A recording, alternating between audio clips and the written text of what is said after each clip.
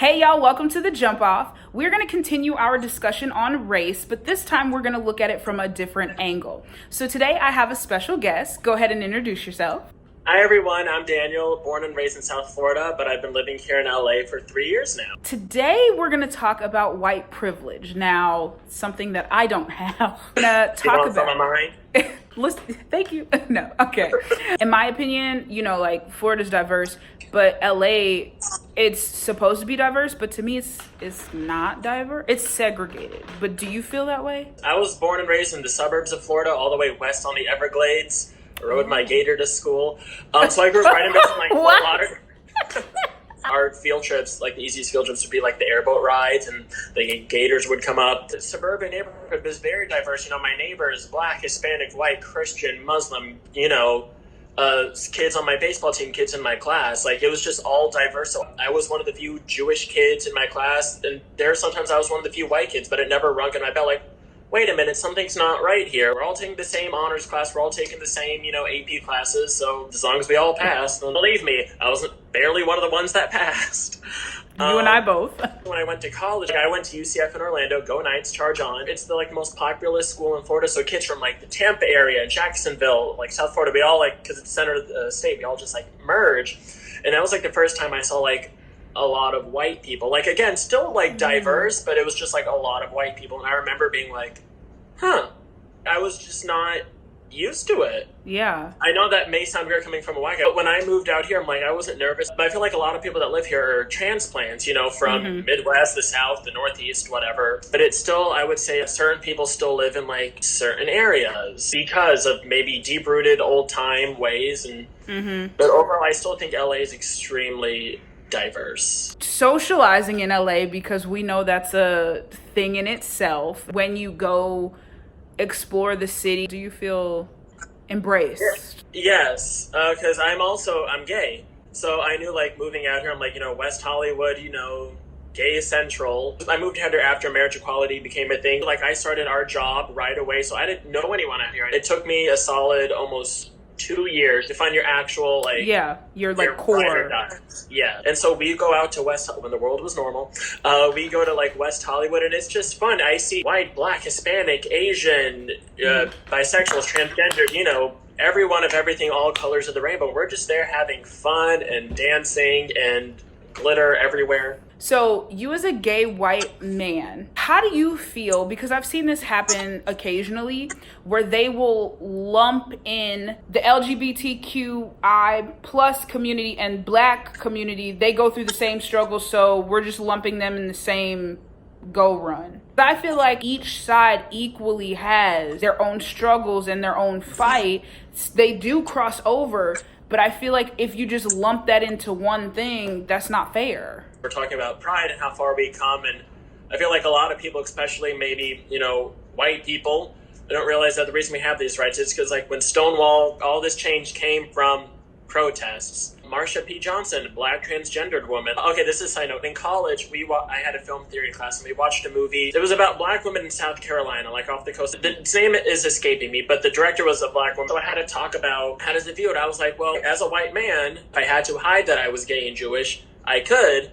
You still see me as a white man, so I'm here. I'm almost always going to be here. And then men are always above women. White people are above Black people. If you're the second class of a gender, the second class of a race, I remember I wrote Black women are fourth class citizens. Thank you for saying that. I always tell people, if you're on the totem pole, the Black man and then the Black woman, and people no. What do you physically see first? Yeah, skin color. Yeah. And then you're okay, let's say if I was a woman, or if you were a man, okay, well, I feel subconsciously a lot of people still are going to gravitate more toward me before they gravitate toward you. Unfortunately, there's that subconscious bias, all that stuff. But then especially with the LGBT community, everyone thinks my parents are very accepting, don't get me wrong. I knock on wood every day, my coming out was never an issue. I'm very fortunate it wasn't this whole heartbreaking saga. My parents will watch there was that gay pride parade, but they'll just see all white people marching, and then to them that's diversity because they see the rainbows and they see the men holding hands. I'm yes, but again, Black people are second class citizens. You're the skin color history never liked, and you're the sexual orientation history never liked. Yeah. So it's like, again, especially if you're a black lesbian woman, you're like, what, a sixth class citizen or removed? Yeah. So like, white as a gay man, like people just see like, oh, he's gay. But again, I'm still a white man. Like I'm still gonna go pretty far in life. Just look at this. No. But then you look at people like, you know, Billy Porter. I love Billy Porter. Like, I love Kinky Boots. I love Pose. He's a man. He's gay. Like me, but he's black. Again, like I don't want to be an actor, a performer like he is. No one can touch Billy.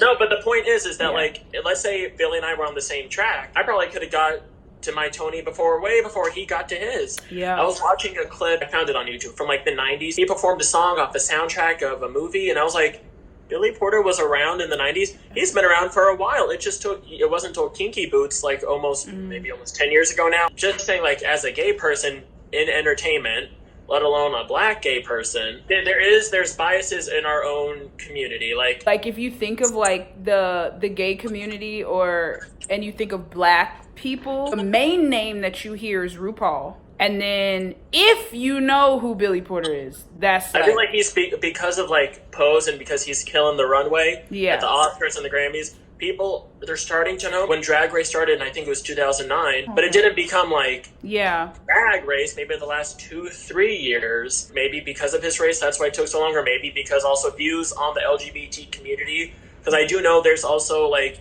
internal homophobia in the black community.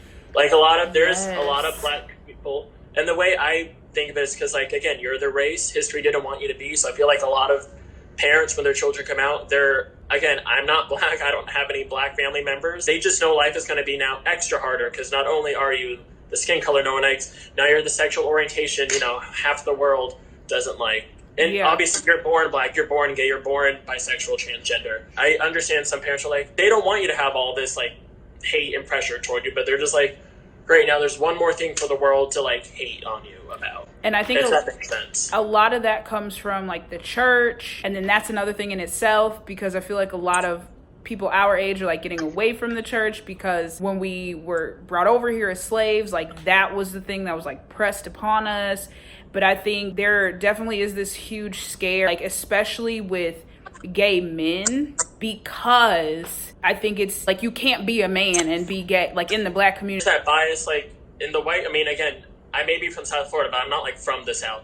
Fun fact, the more north you go in Florida, the more like southern it gets. Like South Florida is like not the South. Yeah. There's those guys that grew up in the South, like that played football and all that stuff, and they're like, well, I'm gay, but I play football. Like there's, in every race, I feel like there's still the internal homophobia.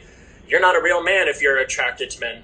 You're very much a man. Yeah. The fact that you're more in tune with who you are, that's, I feel like, the most manly you could be. You see with the world now, people don't like change. If it's different than the tradition of what they know, they don't like it. We adapt. Evolution. We evolve. Yeah. We have no choice but to continue, because if we didn't evolve, slavery might still exist. You're right. We have grown from that, thankfully. Well, kind of... Some people don't want to.